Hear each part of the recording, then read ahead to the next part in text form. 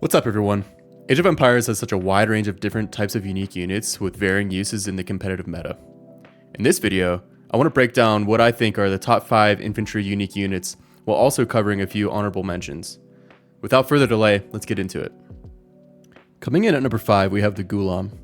Right off the bat, by looking at straight up statistics, this unit looks a lot like the Eagle Warrior. However, where this unit truly finds its niche is with a special ability to attack through enemies, dealing damage to any enemy units directly behind its main target. This is exceptionally effective when your opponent is going for mass archers and you're looking for a fast unit with high pierce armor that can clear archer masses and move forward for raiding. While very effective against archers, it loses one-on-one to a light cavalry unit, so it clearly has some weaknesses, which is why it lands at number 5. On to number 4, we have the Tonic Knight. While this unit is by far the most stylish and has the most melee armor, HP, and attack out of all of the units on this list, it suffers from an extremely low movement speed. Any opponent that understands this weakness can exploit it by going for faster units like cavalry or eagle warriors to completely bypass any fights with the Teutonic Knight. Where I think this unit shines is in the late game, when gold becomes sparse. Sprinkling in just a few of these units when your opponent begins making a majority of trash allows them to get insane value, oftentimes being able to take down 10 or more units for every one Teutonic Knight. Still, I think this movement speed is bad enough to limit this unit from being used in most matches, which is why it only lands at number 4. Now that we're at number 3, we're at a point where the rest of the unique units on the list are very much part of each civilization's identity from a competitive standpoint. There is a good chance that if you're up against these civilizations, you'll see these units at some point during the match. For number 3, we have the Sicilian Sergeant. I like to think of this as a jack of all trade, but master of none. The Sergeant is unique in the sense that you can begin massing them in Feudal Age by building a donjon and creating them from there. In Feudal Age, the Sergeant can simply be viewed as a better, albeit more expensive, version of the Man-at-Arms.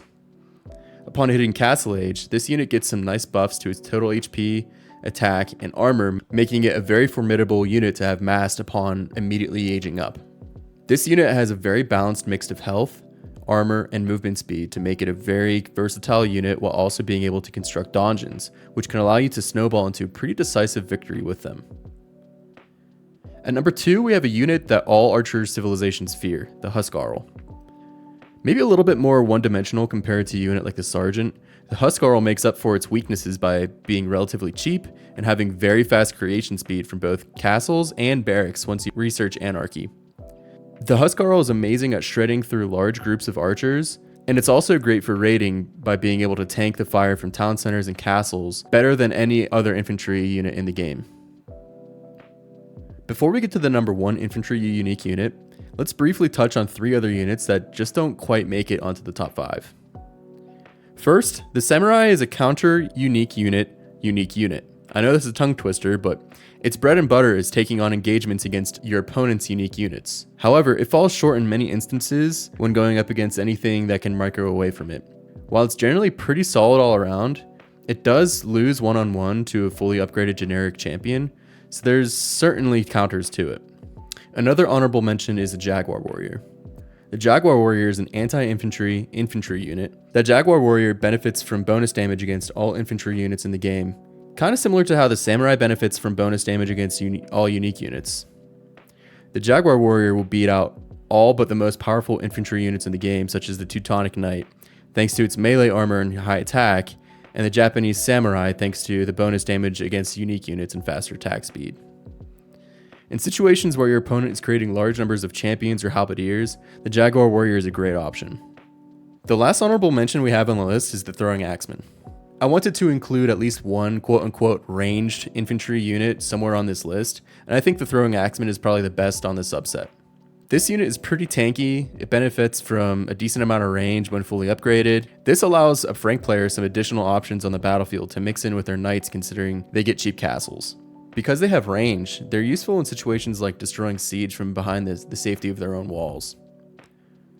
Finally, at number 1, we have the Berserker. This unit has a lot going for it when fully upgraded.